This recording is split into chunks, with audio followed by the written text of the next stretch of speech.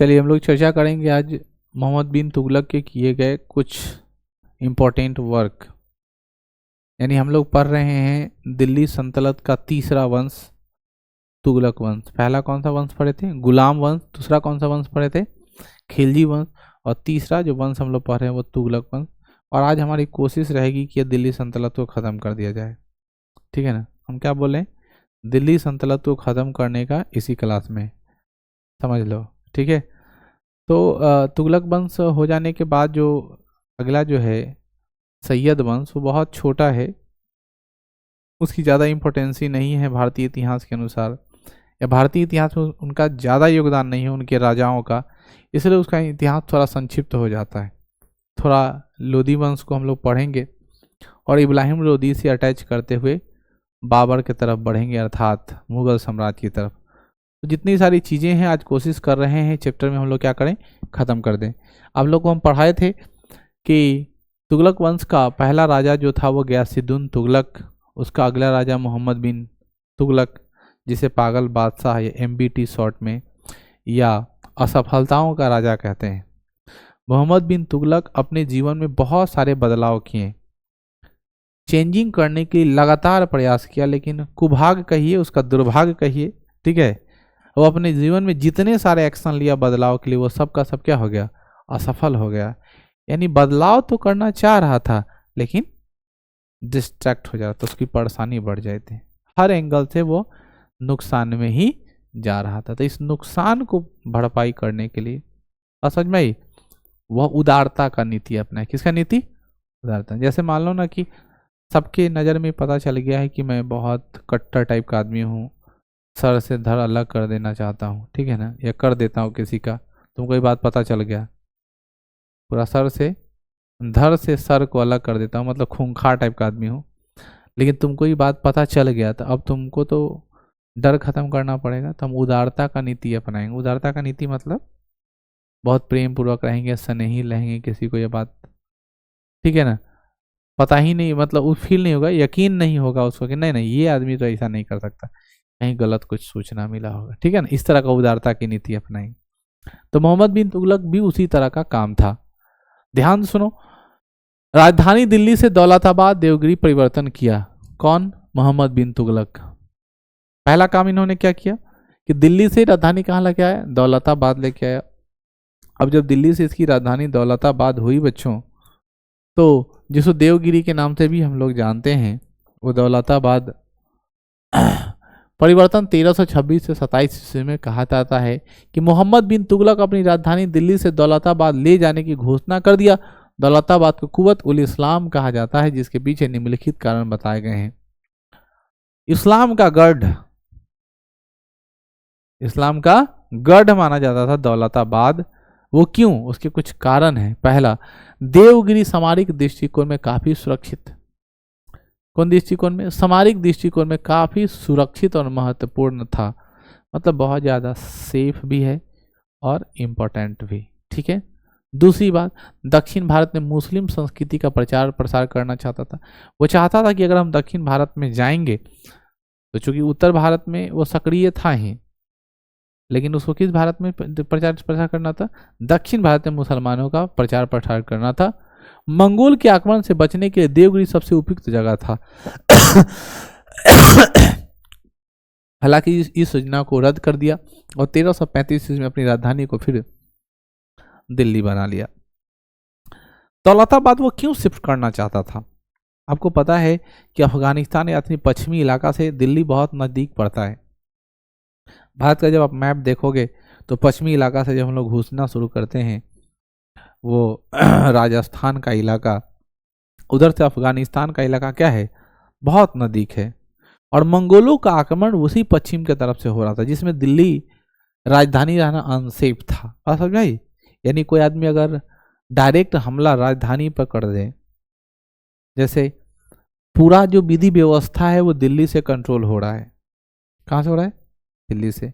कोई आदमी दिल्ली को ही हाईजैक कर ले, सारे कंट्रोल यूनिट को अंडर कंट्रोल कर ले, तो भारत को कंट्रोल करना थोड़ा आसान है। वो अलग बात है कि भारत में बहुत बड़ा देश है, इसकी कनेक्टिविटी बहुत लंबी चौड़ी है, कोई छोटा देश नहीं है, गांव की इसको हाईजैक कर लिया जाए, लेकिन फिर भी तो ये मोहम्मद बिन तुगलक है, ये समझ रहा था कि अगर हमारी राजधानी अगर किसी के अंडर में आ जाएगी तो हम पे क्या होगा, या साख की बात है, इज्जत की बात है। तो उससे बचने के लिए उसने क्या लिया, निर्णय लिया कि हम दिल्ली से दौलताबाद लेके जाते हैं। लेकिन होता नहीं, कोई मजाक उड़ाने लगता है कि ओ ये है मर्दानगी तोहर, खूब रला फेंकैया, जब अलवा तो घसक लेला, नहीं। तो उसने फिर क्या किया, दौलताबाद से दिल्ली, अर्थात ये प्लान था कि हम दिल्ली से दौलताबाद चले आएंगे, लेकिन ऐसा कुछ हुआ नहीं और अपनी जगह पर क्या हुआ, सांकेतिक मुद्रा का प्रचलन। तो दिल्ली से दौलताबाद, दौलताबाद से दिल्ली, ये दोनों बात ध्यान में रखना।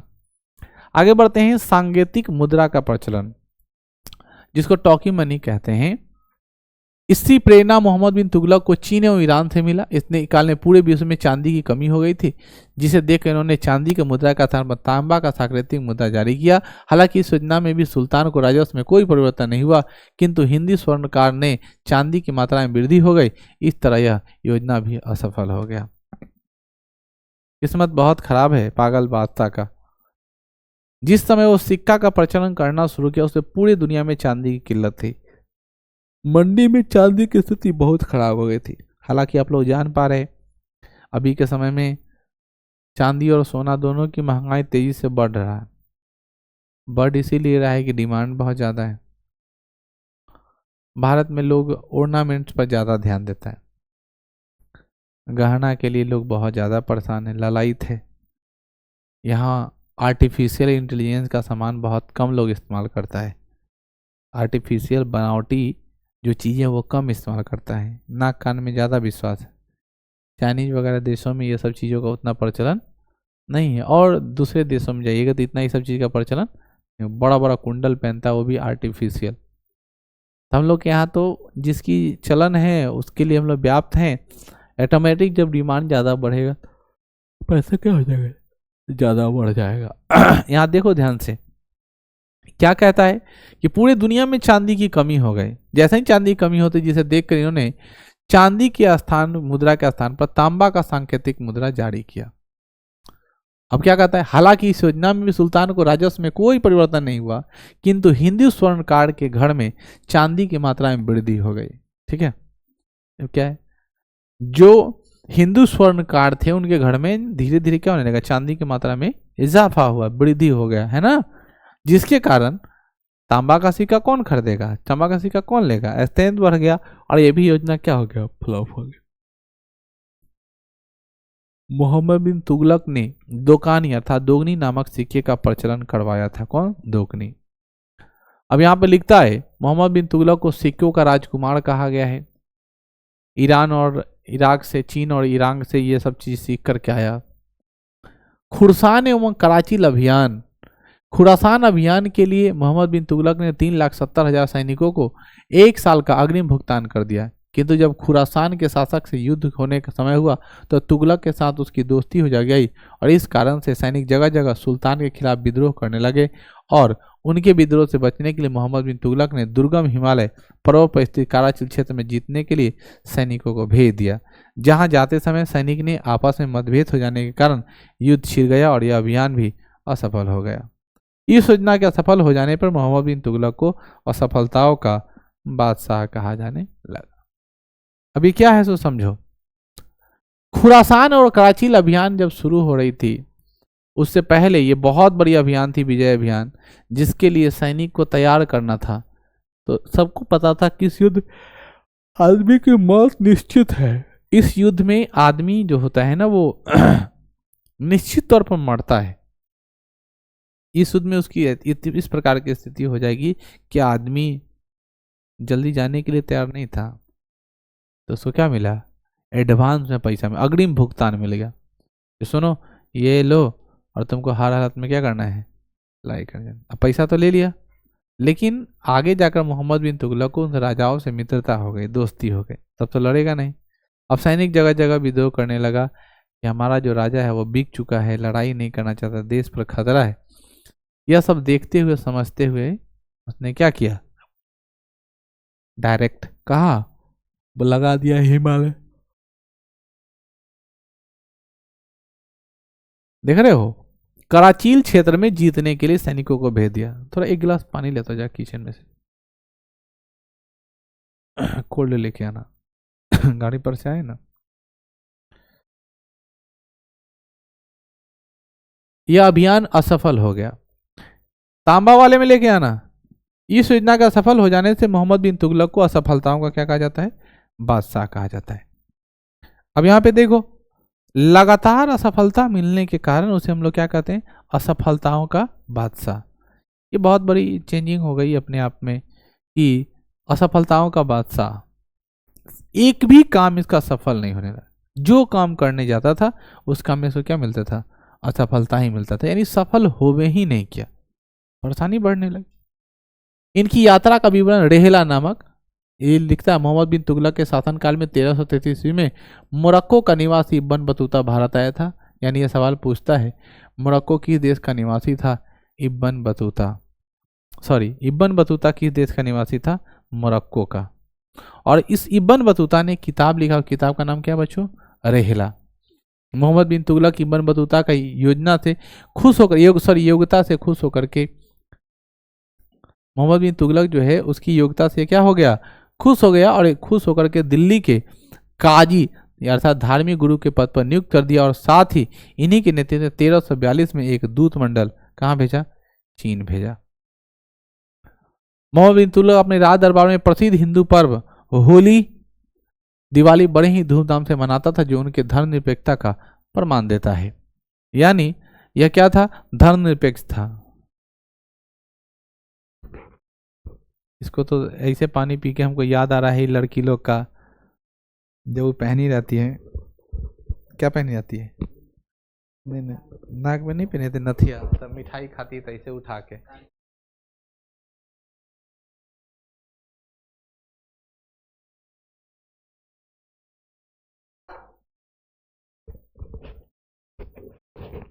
सोना चांदी ना सही, तांबे में ही पानी पीना पड़ता है। वक्त आएगा सोना चांदी में पानी पियोगे, उस पर लिखा रहेगा सोना, और पानी पी लोगे। अब तो हमको लगता है कुछ दिन में ये प्रथा खत्म हो जाएगा। जिस तरह से गोल्ड की महंगाई बढ़ रही है, ये गोल्ड लेने देने वाला बात, ठीक है ना? सब आर्टिफिशियल एजेंट पे काम करो, सब आर्टिफिशियल में जिंदगी जियो। कह सकते हैं। जैसे देखो, आर्थिक चीज में सुधार नहीं कह सकते हैं, बैलेंसिंग पॉइंट है। जो अतिरिक्त भार बढ़ रहा है वो उस पर डाल दिया गया, क्योंकि मुद्रास्फीति के हिसाब से तो खराब बात है।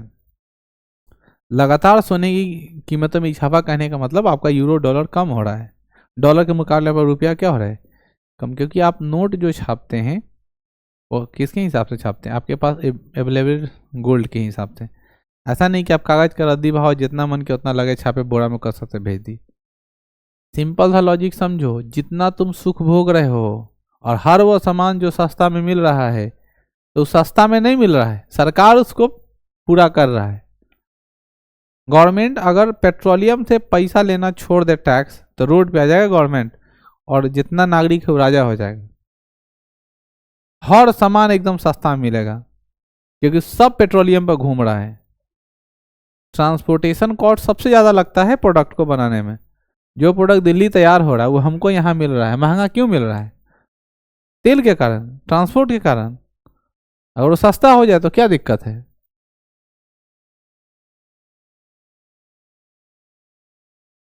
लेकिन पेट्रोलियम इतना महंगा है, 25 रुपये, 20 रुपये, 22 रुपये लोग का रेडी तैयार हो रहा है, और बेच रहा है 110 रुपये। टैरिफों पर सबसे ज्यादा है, और वो छोड़ देगा तो देश का डेवलपमेंट नहीं होगा। यानी सरकारी योजना भूल ही जाओ, ठीक है ना? ये सब सारी चीजें, इसलिए इस पर गवर्नमेंट अपना पेट्रोलियम को कंट्रोल करना। उसी तरह आज के समय में देख रहे हो, लगातार तुम अनाज मुफ्त का खा रहे हो। सोचे हो कभी? लगातार अनाज मुफ्त तुमको तो फ्री मिल रहा है, लेकिन इसको मैनेज करने के लिए तो कहीं ना कहीं किसान को तो फ्री में गेहूं नहीं दे दिया, और खेत में सूख जाके सरकार आखिर खरीदा होगा, खेते में से ना गेहूं आया होगा। पता है ना, एक न्यूज चल रहा था कि कोटा में का गेहूं खाया है उस गांव का सारा आदमी गंजा हो गया है। हैं, तुम देखे हो? ये देखो, इसको सब पता है। कोटा का गेहूं जो खाया और उस गांव का सारा आदमी का ऐसे ऐसे बाल धरने पर छूने ना है। हाँ तो सबको ना, जेंट्स लेडीज सब, सब का बाल एकदम छूने लगा। वो गेहूं में कुछ पूरा फुटा वाला गेहूं में कुछ हो गया था, कुछ केमिकल उमकल पाया गया जो मिलाया हुआ, तो वही केमिकल से धो लिया और पूरा गांव के आदमी टकला हो गया। वहां स्वास्थ्य टीम जा जाकर जांच करा कि आखिर क्या हुआ, तब पता चला बाप रे गेहूं जो आटवा खा रहे वही में सब आदमी के हुए कोटा वाला आटा खा, एक आध दुका जो नहीं खाया ओकर बचल है, तथा गांव के गांव सबके सुख हो गया, बाले खत्म। हम सोचते हैं उस गांव की लड़कियों का क्या होगा, कैसे विवाह शादी होगा, वो तो सीधे नाम सुनेगा फलाना गांव, हाईलाइटेड गांव, बोलो ओकरा गांव में ना जे कोनो सब न कोनो के बाल न रहा, सब डुप्लीकेट है। मोहम्मद बिन तुगलक होली मनाता था, ठीक है ना। तो होली कितनी तारीख को है? 14 तारीख को। आज कितनी तारीख है? 7 तारीख। 14 को है तो 13 को तो नेसेसरी बंद रहे, क्योंकि एक दिन पहले नहीं होता है कोई पूजा, और उससे पहले एक दिन और बंद, ठीक है ना, ठीक है ना। उससे पहले शायद मंगलवार है, नहीं शुक्रवार को होली है ना, तो गुरुवार को होगा, बुधवार तक क्लास चलेगा, एक दिन पहले। क्योंकि उस सबको बता दोगे एक दिन पहले कि हाँ उस दिन बंद होने वाला, तो उसे लेके आ जाता है अबीर उबीर रंग, तो सोच समझ के करना पड़ता है, नहीं तो बस भूत बन गए। मोहम्मद बिन तुगलक जैन धर्मावलंबियों के प्रति उदार था। उसने जैन संत जीन प्रभासुरु के साथ मधुर संबंध बनाए थे। यहाँ देखो, मोहम्मद बिन तुगलक जैन धर्मों के प्रति भी क्या थी? अगाध प्रेम था। देखो तो किसी का फोन आ रहा है क्या? अगाध प्रेम था। उसने जैन संत जीन प्रभासुरु के साथ साथ प्रभु संबंध बनाए। उन्होंने जैन संत को, अर्थात ये तो हिंदू के प्रति उदार दिख रहा है क्योंकि होली और दिवाली मना रहा है, क्योंकि दोनों में पूजा नहीं करना होता है, क्या समझे? होली में भी पूजा नहीं करना है और दीपावली में ही पूजा नहीं करना है। जैन मुनि को इन्होंने क्या दिया? दान देने का पेशकश की, लेकिन जैन संत ने इसे क्या कर दिया? अस्वीकार कर दिया, बोला नहीं हम नहीं ले सकते। मोहम्मद बिन तुगलक सूफी संतों के साथ मधुर संबंध था। सूफी संत भी थे, फकीर जिसको कहते हैं।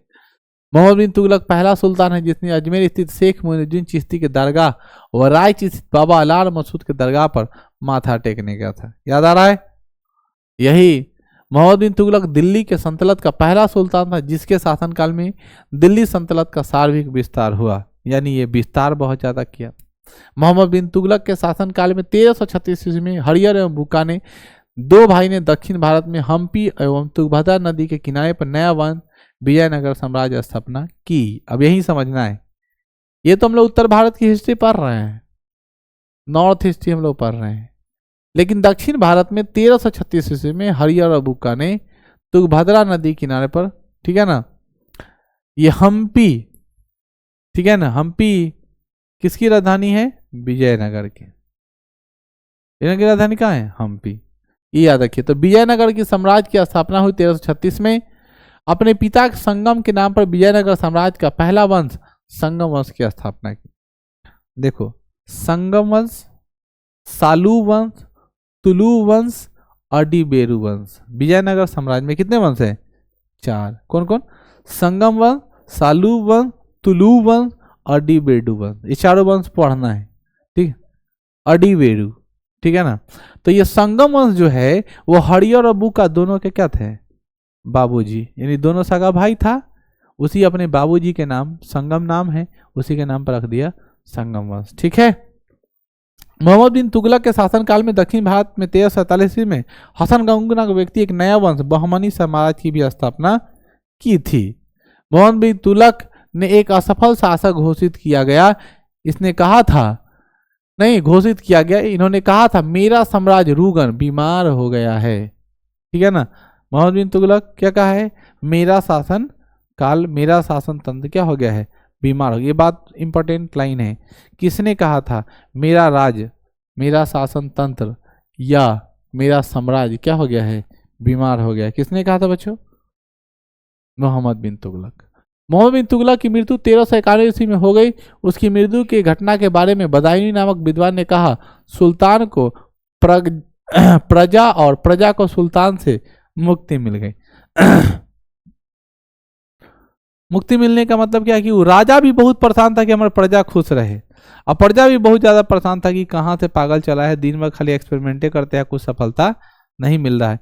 इसीलिए कहा जाता है कि राजा को सुल्तान से और सुल्तान को प्रजा को सुल्तान से और सुल्तान को प्रजा से मुक्ति मिल गई। किसने कहा है? बदायूनी ने कहा है। मोहम्मद बिन तुगलक मृत्यु के बाद दिल्ली सल्तनत का अगला शासक बना फिरोज शाह तुगलक। फिरोज शाह तुगलक 1391 से 1388 में अपना काम करता है।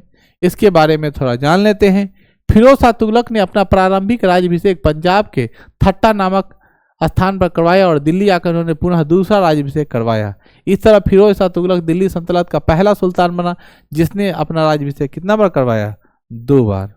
तो दिल्ली सल्तनत का ऐसा राजा जिसने कितने बार? 2 बार राज्याभिषेक करवाया, उनका नाम क्या था? फिरोज शाह तुगलक। Am right? फिरोज शाह तुगलक की माता हिंदू थी, अतः उन्होंने अपने ऊपर हिंदू धर्म का आरोप न लगे इससे बचने के लिए हिंदुओं के विरुद्ध कई प्रतिक्रिया जताई और दरबार में उन्होंने होने वाले सभी हिंदू पर्व त्यौहार पर क्या लगा दिया? प्रतिबंध लगा दिया। था मुस्लिम, ठीक है, लेकिन उसकी माँ क्या थी? हिंदू थी। अब अगर ये हिंदू वाला काम करता, यानी दीपावली मनने देता, होली मनने देता, तो इस पर क्या होता है? लोग आरोप लगाता कि देखो हिंदू के मतारी के तब ना हिंदू वाला काम कर रहा है। इस आरोप से बचने के लिए उसने सारे हिंदू गतिविधि को क्या कर दिया? खत्म कर दिया। इसके अतिरिक्त फिरोज शाह तुगलक ब्राह्मण पर भी जजिया कर लागू कर दिया और हिंदू को जिम्मी कहा। क्या कहा? जिम्मी। फिरोज शाह तुगलक के शासनकाल में कई हिंदू मंदिरों को तुड़वा दिया। 1360 में उड़ीसा के जजनगर में आक्रमण करके वहां के शासक भानुदेव द्वितीय को पराजित करके पुरी में स्थित सबसे प्रसिद्ध जगन्नाथ मंदिर को क्या करवा दिया? तोड़वा दिया। जगन्नाथ मंदिर कहाँ है? पुरी में। पुरी कहाँ है? उड़ीसा में। डायरेक्ट पूरा समुद्र के किनारे पर, पूरा समुद्र के किनारे पर सबसे आखिरी में है। इस मंदिर को तोड़वा दिया गया है। आज भी उसकी स्थिति ठीक नहीं है। जगन्नाथ मंदिर पुरी है, लास्ट छोड़ है, उसके बाद सिर्फ समुद्र है, वहां पे गांव नहीं दिखेगा। 4 धाम में से एक ये भी धाम है जगन्नाथपुरी। बहुत अच्छा है। वहाँ का जो प्रसाद होता है वह खाजा मिठाई होता है, चपुआ, जो मीठा भी रहता है और नमकीन भी रहता है एक ही में। मतलब उसमें नमक रख के बनाया रहता है, उसको पाग में डुबा देता है। मीठा नमकीन दोनों एक ही साथ रहता है। जगन्नाथ मंदिर में कोई पूजा पाठ नहीं होता है। जाओगे, दर्शन करोगे, बाहर निकल जाओगे। चिल्का झील वहाँ से जा करके तुम घूम सकते हो, बहुत ज़्यादा फेमस है। यहाँ पे ब्लू व्हेल वगैरह देखने को मिलेगा। है पूरब में, वो बिहार से ही अलग हुआ है, यानी बिहार के साथ ही था, पूरा एकदम पूर्वी छोर में। उड़ीसा कहाँ है नहीं पता है। उड़ीसा की राजधानी भुवनेश्वर।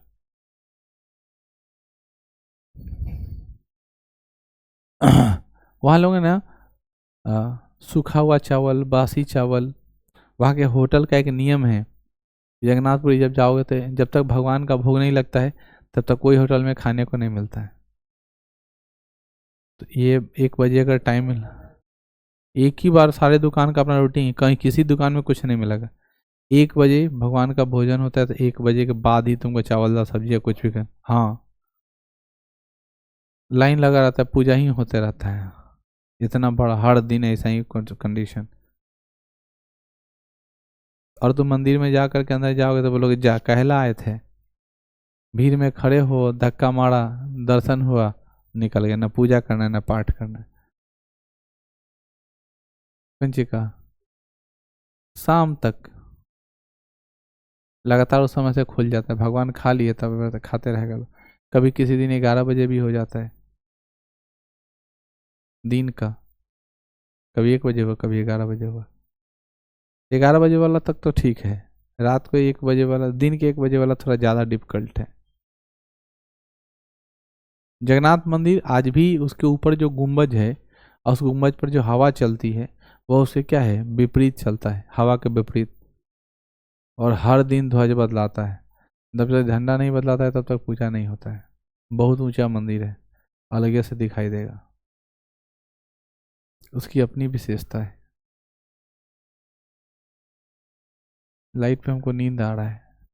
1361 में कांगड़ा स्थित नागरकोटा दुर्ग पर अभियान किया और यहाँ शासक करके पराजित करके नागरकोट में स्थित ज्वालामुखी मंदिर को तोड़कर फिरोज शाह तुगलक ने इसके ईंट के कसाई खाना भिजवा दिया। यानी ये मंदिर तोड़कर उसके साथ कितना घिनौना काम कर रहा है आप कल्पना कर सकते हो, है ना।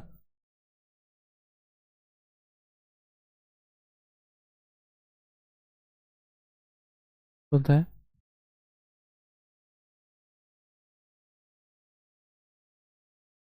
करना था इंपोर्ट, हम कर दिए कैंसिल।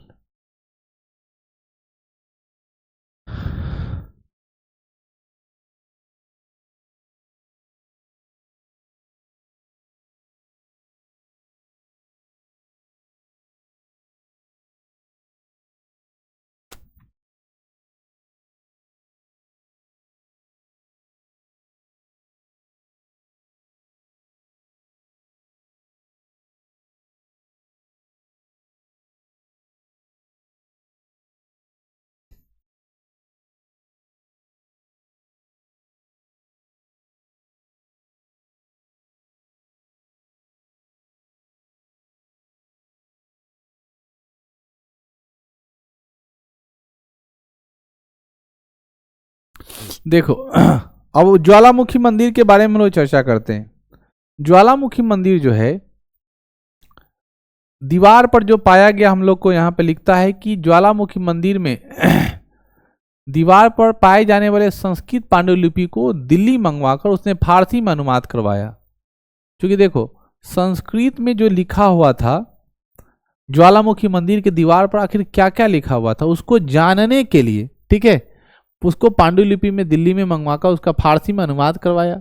और जहां पर लिखा होता दलायते फिरोज शाही के नाम से करवाया, जो आयुर्वेद से संबंधित ग्रंथ है, ठीक है, मंदिर पर लिखा हुआ था, उसको विद्वानों के द्वारा मंगवाया गया। उसने एक किताब लिखवाई उसको फारसी में, जिसे क्या लिखा होता दलायते फिरोज शाही, जो आयुर्वेद से संबंधित है। फिरोज शाह तुगलक दिल्ली सल्तनत का पहला सुल्तान था जिसने अपनी आत्मकथा फतुहाते फिरोज शाही की रचना कर फारसी भाषा में किया और इन्होंने जलधरी का आविष्कार किया। अपने पूरे साम्राज्य में फिरोज शाह तुगलक ने 1200 से भी अधिक फलों का बगीचा लगवाया, जिसमें दिल्ली का अंगूर बाग भी शामिल है। इन्होंने रास्ते में दोनों तरफ सराय आदल अर्थात धर्मशाला का भी निर्माण करवाया।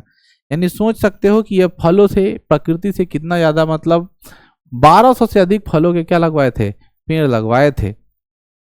फिरोज शाह तुगलक ने सिंचाई की व्यवस्था के लिए नहर खुदवाया, ठीक है, अपने शासनकाल के दौरान नहरों का जाल बिछवाया। इस नहर सिंचाई के लिए पानी का उपयोग करने पर एक नई प्रकार के सिंचाई हक सर्व को लागू करवाया। फिरोज शाह तुगलक ने 300 से भी अधिक शहर का निर्माण करवाया, जिसमें से कुछ अलग है। अभी देखो जौनपुर उत्तर प्रदेश में है, जौनपुर कहाँ है, उत्तर प्रदेश में। हिसार हरियाणा में है, ठीक है ना। उसी तरह फिरोजाबाद, फतेहाबाद और फिरोजपुर, ये सब कुछ नाम है। फिरोज शाह तुगलक के शासनकाल में 1,80,000 दास थे, अर्थात दासों की संख्या फिरोज शाह तुगलक के काल में था और इन्होंने दासों के लिए एक अलग विभाग दीवाने बंदगान की स्थापना की। तो सवाल पूछेगा दीवाने बंदगान का क्या किससे संबंध है, तो बताइएगा दासों से। फिरोज शाह तुगलक कहता है कि फिरोज शाह तुगलक ने बेरोजगारों एवं जरूरतमंद व्यक्ति के लिए सहायता पहुंचाने को उद्देश्य एक दान विभाग अर्थात दीवाने खैरात की भी स्थापना की। जो आदमी सक्षम नहीं होगा, जो आदमी गरीब होगा, जिसकी स्थिति बहुत खराब होगी, तो खैरात मतलब तो आप लोग जानते ही हो, जो फ्री में मिलता है, तो दीवाने खैरात की स्थापना की। फिरोज शाह तुगलक ने पेंशन के लिए एक अलग विभाग दीवाने इस्तेकाक की स्थापना की। तो जरूरतमंद के लिए दीवाने खैरात, है ना, दीवाने इस्तेकाक की स्थापना किसके लिए किया, पेंशन के लिए। लोगों की चिकित्साएं सुविधा प्रदान करने के लिए दारुल सफा नामक हॉस्पिटल की भी स्थापना की। मतलब हर विभाग के लिए इन्हें अलग अलग क्या किए। दासों के लिए दीवाने बंदगान, दासों के लिए क्या दीवाने बंदगान, मुफ्त के लिए दीवाने खैरात, ठीक है। उसके अलावा जो आदमी पेंशन ले रहा था उसके लिए दीवाने इस्तेकाक, और जो आदमी चिकित्सा लेगा उसे दीवाने दारुल सफा नामक विभाग की क्या की गई, स्थापना की गई। किसके द्वारा, फिरोज शाह तुगलक यानी FST के द्वारा, ठीक है। अब हम लोग आगे बात करते हैं। फिरोज शाह तुगलक ने शिक्षा के प्रसार में अनेक प्रकार के मकतबा एवं मदरसा का निर्माण कराया। फिरोज शाह तुगलक के दरबार में फातवाए जहांदरी एवं तारीखे फिरोज शाही लेखक जियाउद्दीन बर्नी रहता था। फिरोज शाह तुगलक ने मौर्य शासक अशोक के टोपरा अर्थात हरियाणा एवं मेरठ यूपी में स्थित स्तंभ लेख को दिल्ली में मंगवाकर स्थापित करवाया। यानी उसका जो स्तंभ था, आप लोगों को पता होगा कि वो 3 प्रकार का लेख लिखवाता था, स्तंभ लेख, गुहा लेख और शिला लेख, ठीक है ना। उसमें से वो स्तंभ को मंगाकर, ठीक है ना, किसको, स्तंभ को मंगा करके दिल्ली में क्या किया, स्थापना करवाया। फिरोज शाह तुगलक ने चांदी एवं तांबा के मिश्रण से 2 नया सिक्का जारी किया जिसे अदा एवं बिक का नाम दिया। फिरोज शाह तुगलक ने तांबे के 2 छोटे सिक्के दांग एवं दीरम चलाए। इन्होंने संसनागी अर्थात चांदी नामक एक सिक्के भी क्या करवाए थे, जारी करवाए थे। फिरोज शाह तुगलक ने दिल्ली को दिल्ली सल्तनत का अकबर कहा जाता है, ठीक है ना। इन्होंने बहुत ज्यादा डेवलप किया, इसलिए इसे दिल्ली सल्तनत क्या कहा जाता है, अकबर कहा जाता है। मैं बच्चों आगे बताऊं कि फिरोज शाह तुगलक के दिल्ली सल्तनत में, ठीक है ना, निरंकुश लोकोपरि राज का जन्मदाता या कल्याणकारी राजतंत्र का जन्मदाता कहा जाता है। फिरोज शाह तुगलक ने सैनिकों को नगद वेतन के बदले जागीर देना शुरू किया। नगद वेतन मतलब, ठीक है ना, कैश वो नहीं देना है, कोई संपत्ति दे देना है। जैसे मान लो आज काम किया तो धरो लोटा, आज काम किया तो धरो गिलास, कुछ ऐसे दे रहा है, उसी हिसाब से देता था, ठीक है ना, जिस हिसाब से उसकी विषय वस्तु, मतलब काम के बदले पैसा ना दे करके कोई वस्तु, ठीक है ना। जैसे हम किसी संपत्ति को होता है ना, तो जहां पर खड़े रहते हैं, कहते हैं कि यहाँ से हटो, तो नहीं, कोई कह देता है कि तो बाप के जागीर है, जागीर का मतलब संपत्ति, कुछ ऐसा सामान देने लगना, ठीक है। तो फिरोज शाह तुगलक ने सैनिकों को नगद वेतन के बदले जागीर देना शुरू किया। फिरोज शाह तुगलक ने योग्यता एवं दक्षता के आधार पर सैनिकों की नियुक्ति जगह सैनिक पद पर वंशनानुगत बना दिया, समझ गए। यानी वंशनानुगत का मतलब जिसके घर में कोई आर्मी में होगा उसका आर्मी में हो जाएगा, मतलब जो सैनिक में होगा उसको सैनिक में, दूसरा को जानना नहीं है। तो आज भी उसी का कुछ कॉपी किया जाता है भारतीय सेना विभाग में, कि वहाँ पे जब आप फॉर्म भरते हैं तो आप लिखता है कि आप सैनिक हैं कि नहीं, या आपके घर में तो कोई सैनिक है कि नहीं। अगर आप यस करते हैं तो उसका आपको फायदा मिलेगा, उसका वेटेज मिलता है। सैनिक में रहिएगा, आपके घर में से अगर कोई शहीद आदमी है तो उसको ज्यादा मिलता है। अगर आप कहते हैं कि हमारे देश के लिए हमारे पूर्वज में से कोई शहीद हुआ है, आप उसको बताते हैं तो उसको आपको ज्यादा बेनिफिट मिलेगा। उसी प्रकार यहाँ भी था वंशानुगत।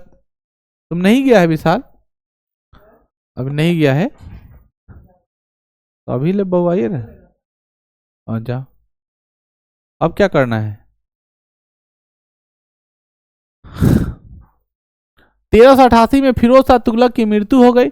इसके बाद तुगलका शाह या थे गयासुद्दीन तुगलक द्वितीय 1388-89, अबरुका शाह 1389 से 90, मोहम्मद शाह 1390 से 1394, और इसके बाद अगला शासक नसरुद्दीन मोहम्मद शाह 1394 से 1412 ईस्वी तक बना।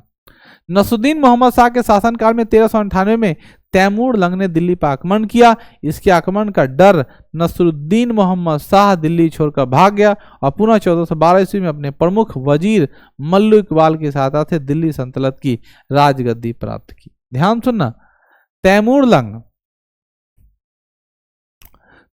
लंग विदेशी आक्रमणकारी था, तो दिल्ली पर आक्रमण करने के लिए, ठीक है ना, ये ध्यान रखिएगा, तैमूर लंग ने दिल्ली पर आक्रमण कब किया, 1398 में। राजा कौन था, नसरुद्दीन मोहम्मद शाह। कौन सा वंश था, तुगलक वंश, ठीक है।